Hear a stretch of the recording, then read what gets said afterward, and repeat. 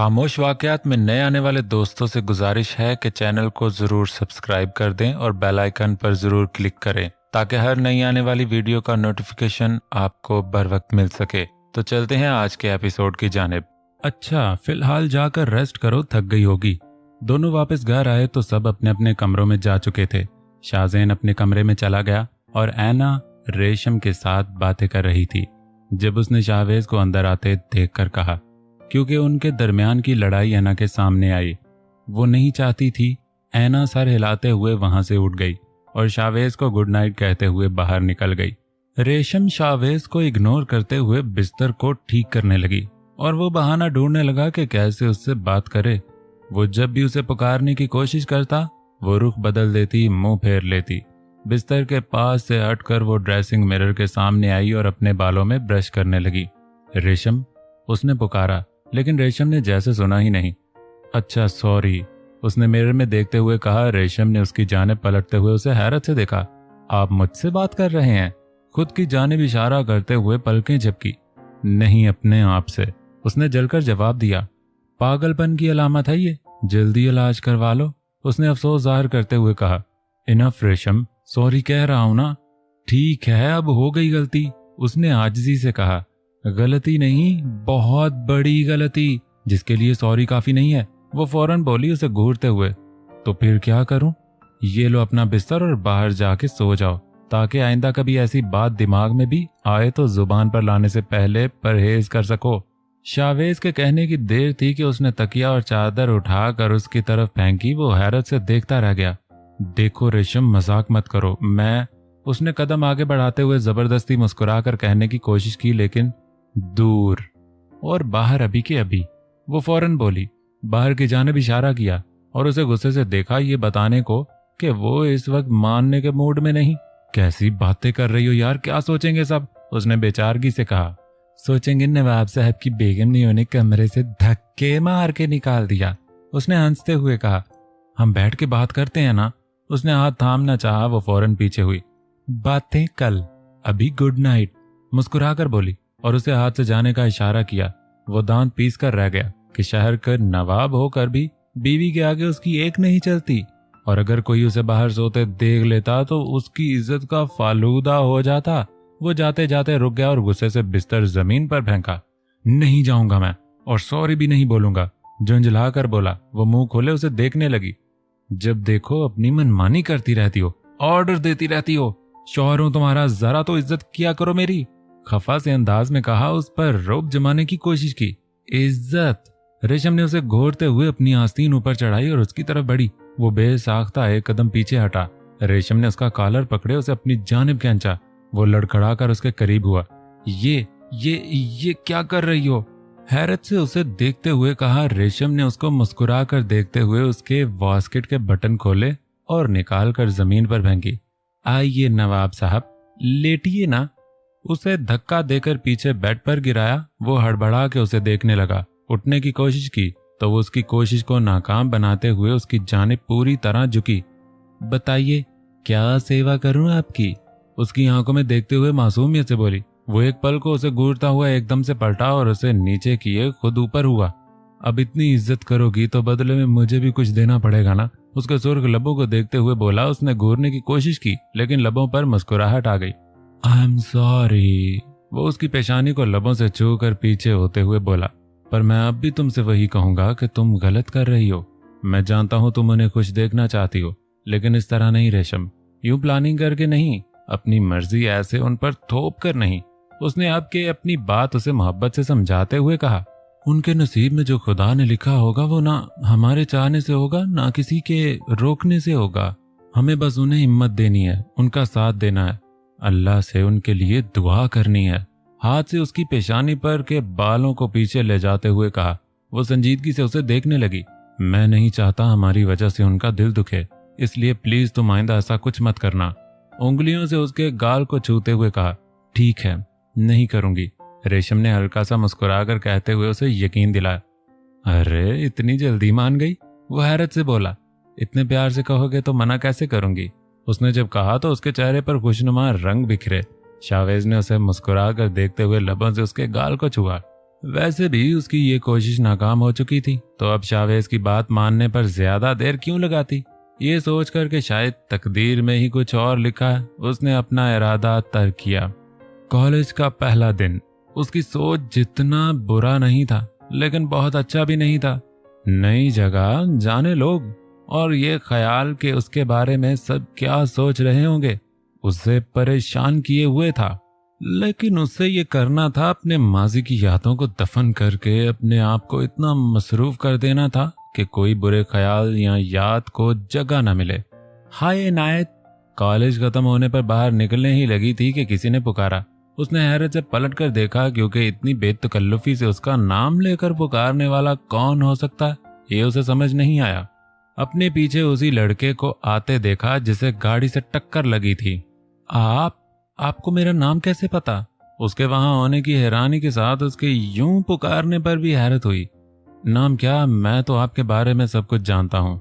आपका नाम इनायत मलक है, आप नवाब साहब की बेटी हैं, फर्स्ट ईयर की स्टूडेंट है और दिल की बहुत ही अच्छी है। उसने बगौर उसके चेहरे को देखते हुए बोला। इनायत सर झुकाए मुस्कुरा दी। उनकी फैमिली वैल्यू जितनी थी उस हिसाब से उसकी बातें ज्यादा हैरान करने वाली नहीं थी। हाय, आई एम ईशान, उसने हाथ आगे बढ़ाते हुए कहा तो इनायत ने मुस्कुराते हुए उससे हाथ मिलाया। तब ध्यान उसके कल वाली चोट पर गया। अब आपका हाथ कैसा है? याद आते ही उसने पूछा तो ईशान ने उसे नासमझी से देखा। हाथ? उसके जहन में नहीं आया कि वो उसकी हमदर्दी और रेशम को जलाने के खातर हड्डी टूटने का नाटक कर चुका है। दर्द तो नहीं हो रहा ना? इनायत ने फिक्रमंदी से पूछा। अब तक तो नहीं हुआ पर अब हो रहा है, उसने हाथ को देखते हुए कहा, लेकिन हाथ के लिए नहीं। डॉक्टर ने क्या कहा? कोई गहरी चोट तो नहीं? उसने परेशान होकर पूछा। बहुत गहरी चोट है जिसका आप अंदाजा भी नहीं लगा सकती, उसने इनायत की जानिब देखकर लबों पर धीरे सी मुस्कान सजाए कहा। लेकिन कुछ तो इलाज होगा ना? इलाज तो है जो बस आप कर सकती हैं। उसने इशारा उसकी जानिब किया तो वो उसे नासमझी से देखने लगी। मतलब? उसे उसका यूं देखना और बातें अजीब लगी तो उसने हैरत से पूछा। मैं तो मजाक कर रहा था, मामूली सी चोट थी, अब बिल्कुल ठीक है। वो सर झटक कर हंसते हुए बोला, क्योंकि अभी उससे ऐसी बातें करके इस पहली मुलाकात को आखिरी नहीं बनाना था। उसने कमरे के अंदर कदम रखा तो आंखें हैरत से फैली जब शाहज़ैन को कबर्ड से एक के बाद एक कपड़े खींचकर जमीन पर फेंकते देखा। उसके पैर के पास कपड़े पड़े थे और वह चेहरे पर झुंझलाहट लिए बिना रुके कपड़े निकाल कर फेंके जा रहा था। शाहज़ैन? वो हैरान होकर उसे पुकारती आगे बढ़ी, लेकिन उसने जैसे सुना न देखा। ये क्या कर रहे हो तुम? वो परेशान होकर उसे रोकने की कोशिश में लगी, लेकिन इस पर कोई असर नहीं हुआ। शाहज़ैन रुक जाओ प्लीज, क्या कर रहे हो? ऐना ने उसका बाजू थामे झटके से रोका। तुम क्या कर रही हो? क्यों डिस्टर्ब कर रही हो मुझे? दूर क्यों नहीं रहती मुझसे? इतनी ही तेजी से शाहज़ैन उसका हाथ झटक कर उस पर चिल्लाया। वो एक पल को सहम गई और उसे बेयकीनी से देखने लगी। ये असर इस एहसास का था जो फिर से पहले जैसी शिद्दत में बदलने लगा था। तुम्हें समझ नहीं आता एक बार में? कहा ना मुझे परेशान मत करो, कहा ना मुझसे दूर रहो। क्यों नहीं छोड़ देती पीछा? जाओ यहां से। बेदर्दी से वो उस पर चिल्ला रहा था, बिना उसकी गलती बताए, बिना वजह बताए। वो आंखों में आंसू आने से पहले सर झुकाकर उसके सामने से हट गई, लेकिन जैसे ही जाने के लिए मुड़ी अपनी कलाई को उसके हाथ में पाकर कदम रुक गए। उसकी जानिब देखा तो वो आंखों में बेबसी लिए उसे देख रहा था। चंद पल खामोशी से उसकी आंखों में देखता रहा। मुझे तुमसे पहले जैसी मोहब्बत हो रही है, मेरा दिल मुझे मात दे रहा है। भारी आवाज में मामूली सी लर्जिश हुई, लहजे में बेबसी थी। वो बस उसे देखती रही, लब हल्के से खिले। पर मैं ऐसा नहीं चाहता, वो बहुत धीरे से बोला, उसकी आंखों में देखते हुए।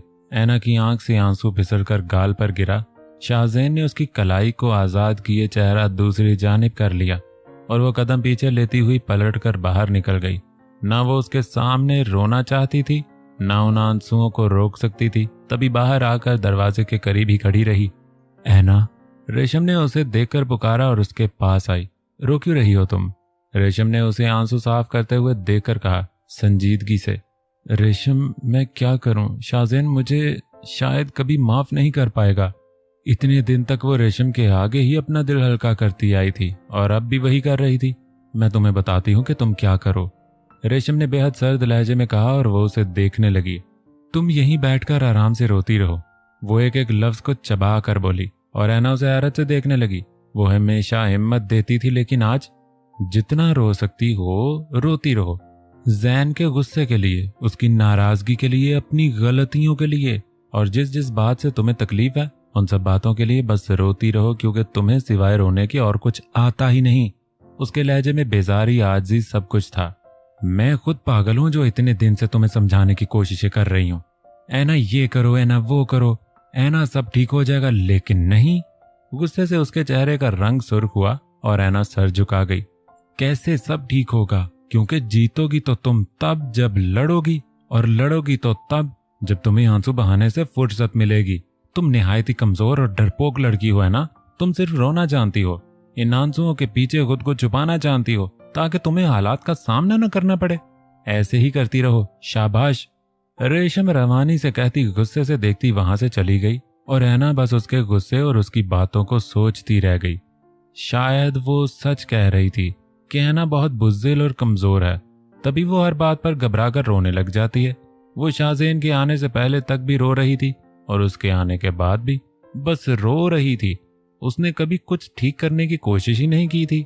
उसकी अम्मी हमेशा कहती थी कि वो बहुत बहादुर है और मुश्किल से लड़ना जानती है, लेकिन शाहज़ेन की मोहब्बत ने उसे इतना कमजोर बना दिया था कि वो लड़ना भूल चुकी थी। जब से वो उसकी जिंदगी में आया था, मुश्किलें सिर्फ उसी के हिस्से में आई थी। वो उसकी ढाल बनकर हर बार खुद पर वार सहता रहा और उसे बचाता रहा। शायद अब वो उसके सहारे की इतनी आदी हो चुकी थी कि उसे खोने का डर भी उसे मजबूत नहीं बनने दे रहा था। उसने अपने आंसू साफ किए और खुद से ये वादा किया कि अब वो नहीं रोएगी, शाहज़ेन को खुद से दूर नहीं होने देगी, डर कर इस लड़ाई से पीछे नहीं हटेगी। ऐना से इस तरह बात करके उसे भी अच्छा नहीं लग रहा था, लेकिन उसे आईना दिखाना जरूरी था, क्योंकि शाहज़ेन का दिल सिर्फ वही बदल सकती थी। वो इनायत के कॉलेज जाने के रास्ते पर गाड़ी चलाती मुसलसल ऐना के बारे में सोच रही थी। रेशम, तुम? उसे कॉलेज के बाद देखकर इनायत को खुशगवार हैरत हुई। आपको लेने आई हूं डा, और इसलिए भी कि सब जान लें आप किसकी बहन है। उसने शर्ट की कॉलर को ऊपर उठाते हुए कहा। इनायत मुस्कुरा दी। हाय गर्ल्स, ईशान ने अचानक से वहां आकर एकदम से कहा तो दोनों एक लम्हे को चौंक गई, और दूसरे लम्हे रेशम ने हैरत से देखते हुए उसे पहचाना। तुम यहाँ क्या कर रहे हो? उसे पहचानते ही चेहरे पर नागवारी सजाए बोली, मैं यहाँ पार्ट टाइम में आलू चाट की दुकान लगाता हूँ, खाएंगी आप? उसने मुस्कुराते हुए कहा तो इनायत भी मुस्कुराई, और रेशम ने उसके शौक अंदाज पर बेदरे घूरी से नवाजा।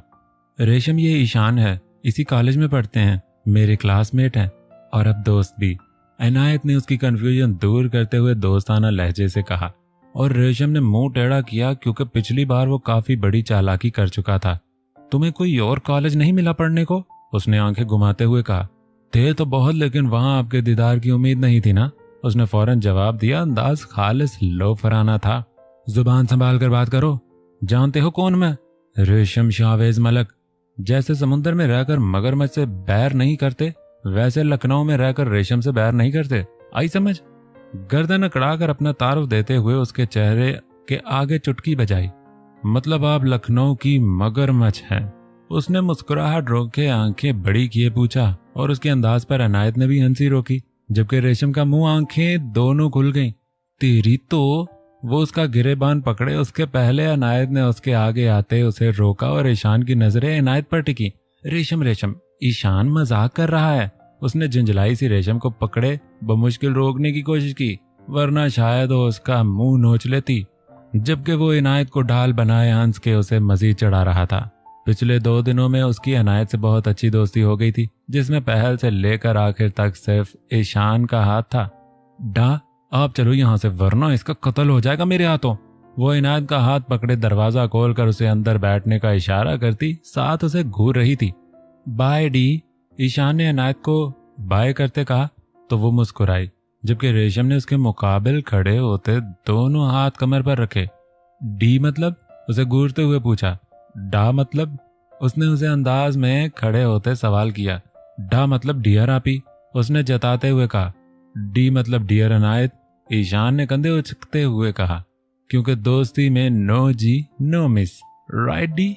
उसने रेशम से कहते आखिर इनायत को देखा तो वो मुस्कुरा दी। रेशम चलो। इनायत ने उसे मुसलसल ईशान को घूरते देखकर कहा, तुझे तो बाद में देखती हूँ, वो बड़बड़ाकर उसे आंखों से डराती ड्राइविंग सीट पर बैठ गई और वो रेशम का झंझलाया सा चेहरा देकर हंस दिया। ऐना के बहुत देर तक सामने न आने पर जब उसका सबर जवाब दे गया तो वो गुस्से से लैपटॉप बंद करके अपनी जगह से उठा और नीचे चला आया, जहां वो सब लड़कियों के साथ बैठी बातें कर रही थी। सब मिलकर कल रात के फंक्शन की तैयारियों के बारे में बात कर रहे थे और रेशम अकेली बैठी चाय के दौरान मैगजीन के पन्ने पलट रही थी। ऐना की नजर सीढ़ियों से नीचे आते शाहजेन पर पड़ी तो वो उसे नजरअंदाज किए उन सबसे दादी साहब के कमरे में चलने का कहती अपनी जगह से उठी। ऐना उसे जाते देखकर शाहजेन ने बेसाख्ता पुकारा। बाकी सब तो एक पल को रुक कर आगे चली गई, जबकि ऐना को रुकना पड़ा। रेशम ने मैगजीन से नजरें उठाकर दोनों के तासरात को देखा और कप उठाकर लबों से लगाया। बात करनी है मुझे। वो एक पल को नजर चुराकर फिर उसे देखते हुए बोला। ऐना ध्यान से उसे देखने लगी, जैसे उसकी बात करने की मुंतजिर हो। चलो साथ, वो उसे हल्का सा घूरते हुए बोला, क्योंकि बात करने से मुराद था मेरे साथ आओ, और वो इस बात को जानबूझकर नजरअंदाज कर रही थी। अभी मुझे कुछ काम है, बाद में आती हूँ। शायद पहली दफा वो इस तरह साफ इनकार कर रही थी। वो हैरान हुआ और रेशम भी आंखें फाड़े मुस्कुराई। क्या काम है? माथे पर बल डाले पूछा। है कोई काम? अब क्या सब बताएगी तुम्हें? मेरा काम करना है उसने। फ्री हो जाएगी तो बात कर लेगी तुमसे। रेशम से अब मजीद खामोश नहीं रहा गया तो जल्दी से बोली। ऐना मेरे सर में दर्द है, तुम। उसने रेशम को बिना देखे नजरअंदाज किए ऐना को देखा। हाँ तो जाकर दवाई लो ना। वो कौन सा पेन किलर टैबलेट है जो आकर तुम्हारा दर्द ठीक कर देगी? रेशम ने उसकी बात काटी तो उसने गुस्से से घूरा, जबकि ऐना उसके नजर हटाते ही आहिस्ता से पलटकर दादी साहब के कमरे की तरफ जाने लगी। वो शदीद हैरत के साथ उसे देखता रह गया और रेशम का दिल किया जोर जोर से हंसे। ऐसा करो, तुम ना अदरक वाली चाय पियो, सर दर्द ठीक हो जाएगा। रेशम ने उसे फिर से मुखातिब किया और उसके देखने पर अपना कप उसकी जानिब बढ़ाया। जरूरत नहीं, वो उसे गुस्से से कहता वहां से चला गया और वो हंस दी। जब नजर अंदर आते शाहवेज पर पड़ी, जो फोन पर बहुत सीरियस अंदाज में मसरूफ था। एक को रोमांस करने से फुर्सत नहीं और एक को करने के लिए फुर्सत नहीं। वो उसे देखकर बड़बड़ाती चाय का सिप लेने लगी। वो आकर उसके पास बैठा और फोन कान से हटाकर सोफे पर रखा। क्या बड़बड़ा रही हो खुद से? उसे देखकर मुस्कुराते हुए पूछा। अपनी फूटी किस्मत पर रो रही हूँ, और क्या? वो कप टेबल पर रखकर अफसोस ज़्यादा लहजे में बोली। शाहवेज मुस्कुराती नजरों से उसे देखने लगा। शादी के बाद लोग आउटिंग पर जाते हैं, हनीमून पर जाते हैं, लेकिन हम जब से शादी हुई यहाँ तो किसी की अयादत के लिए या किसी की मैयत के लिए। वो शदीद दुखी लहजे में बोली। शाहवेज ने मुश्किल से हंसी रोकी। औरों में प्यार मोहब्बत की बातें होती हैं, फ्यूचर की प्लानिंग होती है, और यहाँ कहाँ सड़क बननी, कहाँ माल बनना है, कहाँ स्कूल बनना है और कहाँ कब्रिस्तान बनना है। वो हाथ को बाकायदा हिलाकर जले दिल की दास्तान सुना रही थी। अब के वो हंसी रोक नहीं पाया। एक नंबर के अनरोमांटिक और बोरिंग इंसान हो तुम। कभी कोई मोहब्बत वाली बात की है तुमने? वो उसे देखती गुस्से से बोली। इतनी दूर से मोहब्बत वाली बातें नहीं होती बेबी। शाहवेज ने उसका बाजू पकड़े अपनी जानिब की। वो एकदम से उसके करीब हुई। एक पल को वो हैरान हुई और फिर अपनी बड़ी बड़ी आंखें मजीद बड़ी की उसे घूरा। देखा, ऐसे देखती हो मुझे घूर कर? क्या खाक रोमांस करना? उल्टा डर जाता हूं मैं। वो हड़बड़ाकर उसे पीछे करते हुए बोला। चलो ये तो खुशी की बात है। वो गाल पर हाथ रखे हंसते हुए बोली। शाहवेज ने उसे देखते हुए मेज से मैगजीन उठाकर सामने की और झुककर उसके लबों को छुआ, चंद सेकंड के लिए। पीछे होकर उसके हैरत और शर्म से सुर्ख चेहरे को देखा और दोबारा झुकना चाहा। तब भाई, वो अफीफ उसे पुकारती बाहर आई, जहां सामने का सीन देखकर उसकी आवाज को ब्रेक लगे। वहीं बौखलाहट में मैगजीन छूटकर नीचे गिरी और दोनों उड़े हुए रंग के साथ सामने देखने लगे। वो मैं बड़े पापा को बुलाने आई थी। नहीं, मतलब बड़े पापा को आपने बुलाया, मतलब आपको बड़े पापा ने बुलाया है। अफीफ को तो कुछ बोलना ही नहीं सूझा। रेशम ने चेहरा दूसरी जानिब कर लिया था, लेकिन शाहवेज तो कहीं मुंह भी नहीं छुपा सकता था। उसके बौखलाए हुए अल्फाज और चेहरे की उड़ी हवाइयों से अंदाजा हो रहा था कि वो मैगजीन के पीछे के सीन को इमेजिन कर चुकी है। वो जल्दी से अपनी बात करके वहां से भाग गई। शाहवेज ने हाथ माथे पर मारा और रेशम की हंसी छूट गई। हंस लो, वो उसे गुस्से से देखते हुए बोला। इंसल्ट करवा दी मेरी। वो बड़बड़ाते हुए उठ गया और रेशम ने मुंह पर हाथ रखे हंसी का गला घोंटा। शाहवेज ने गुस्से से लब आपस में जोड़े और पास रखे कुशन को उठाकर जोर से जमीन पर फेंका। सारा दिन गुजर गया था और ऐना को शक्ल दिखाने की फुर्सत नहीं मिल रही थी। हालांकि अब उसे खुद से बुलाने में ईगो बीच में आ रहा था, लेकिन दिल का क्या। 11 बजाती घड़ी पर नजर डालकर वो उठकर रूम से बाहर निकला। रोशाने के रूम से आती आवाजों से अंदाजा हुआ कि वो वहां है। अंदर उसे सबके साथ हंस हंस कर बातें करते देखकर दिल अंदर तक जल गया। गुस्से से लब भींचे दरवाजे पर दस्तक हुई तो पांचों उसकी तरफ मतवज्जा हुए। रात नहीं हुई तुम्हारी? उसने सीधे ऐना को देखते हुए कहा। वो उसकी जानिब देखकर फिर जमीन को देखने लगी। बाकी सब खामोश रहे। सोना नहीं आज? वो उसके खामोश रहने पर अब के जरा ऊंची आवाज में बोला। सोना तो है, लेकिन ये आज हमारे साथ सोएगी। तुम जाओ, आराम से सो जाओ। Good night. रेशम को लगा उसे जवाब नहीं सूझ रहा है तो खुद उठकर दरवाजे तक आई और मुस्कुरा कर बोली। शाहजेन ने उसे घूर कर दांत पीसे। चलो। और फिर से ऐना की जानिब देखा। वो नहीं आएगी, कहा ना मैंने। रेशम ने आंखें दिखाते हुए कहा। शाहजेन की नजरें अब भी ऐना पर थीं। समझने की कोशिश कर रहा था कि आखिर वो ऐसा क्यों कर रही है। आज हम सब रोशाने के साथ सो रहे हैं। उसके मुसलसल देखने पर वो हिम्मत करते बोली तो वो उसे देखता पीछे हुआ और वहां से चला गया। वैसे तो मुझे तुमसे उम्मीद नहीं थी, लेकिन आज तो तुमने कमाल कर दिया। वो आकर बेड पर बैठी ऐना को देखते हुए बोली और ऐना ने आंखें घुमाई। मैं नहीं बोल रही आपसे। सुबह अच्छा खासा सुना चुकी हैं आप मुझे। जो सुनाया उसका असर देखकर तो दिल कर रहा है रोज 1-2 डोज दे ही दिया करो तुम्हें। रेशम उसकी खफगी पर हंसी। इंशा रोशाने ने अफीफ न समझी से दोनों को देख रही थी। बस अब जो कदम उठाया है ना, उसे पीछे नहीं हटना। और जब तक इसका कंफ्यूजन दूर नहीं हो जाता ना, तब तक डटी रहना। कोई जरूरत नहीं है उसे ज्यादा भाव देने की। बहुत कह रहा था ना कि तुमसे दूर नहीं रहना, दूर नहीं रहना। तो अब जब तक ये दूरी का भूत अच्छे से उतर नहीं जाता ना, तब तक तड़पने दो उसे। वो अपने अंदाज में उसे समझा रही थी। फिर उन तीनों को देखा जो समझने की कोशिश में थी। तुम तीनों ऐसे क्या देख रही हो? बड़ों की बातें हैं ये। वो जिस तरह बोली, तीनों को दादी साहब से भी बड़ी महसूस हुई। मेरी एक बात गांठ बांध लो, शुरू से अपने हीरो पर अपनी अदाओं के साथ अपने नखरे भी दिखाना शुरू कर देना, तभी लाइफ टाइम उसे कंट्रोल में रख पाओगी तुम तीनों। अब वो ऐना को भूले दादी अम्मा बनकर तीनों को तालीम दे रही थी और तीनों फर्मा बरदारी से सर हिला रही थी। जी भाभी, लेकिन एक बात तो बताइए। अफीफ ने उसकी लंबी तकरीर के बाद सर हिलाते हुए कहा। सुबह आप और भाई मैगजीन के पीछे क्या कर रहे थे? वो हंसी रोके बेहद नॉर्मल लहजे में बोली, जबकि रेशम एकदम से गड़बड़ा गई। शट अप शेमलेस लड़की। वो जल्दी से उसे डपटती उठकर रूम से बाहर निकल गई और पीछे से चारों के हंसने की आवाज आई।